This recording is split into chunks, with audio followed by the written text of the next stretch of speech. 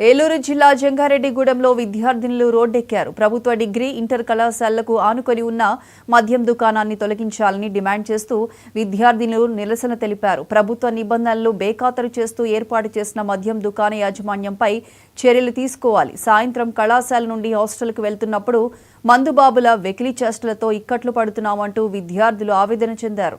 అధికారులు స్పందించి మద్యం దుకాణాన్ని తొలగించాలని విద్యార్థులు డిమాండ్ చేస్తున్నారు. ఇబ్బందికరంగా ఉంటుంది. మేము స్టడీ అంటే మాకు కొంచెం డిస్టర్బెన్స్‌గా ఉంటుంది స్టడీ చేయడానికి. అలానే ఆ వైన్ షాప్‌ని ఆహ్, ఈ చుట్టుపక్కల కాకుండా ఇంకెక్కడన్నా దూరంగా పెట్టాలని కోరుకుంటున్నాము. మేము డిగ్రీ కళాశాల నందు అలానే హాస్టల్ వసతి దీవెన అక్కడ అంటే స్టే చేస్తున్నాము. డిగ్రీ కాలేజీలో చదువుతున్నామనమాట.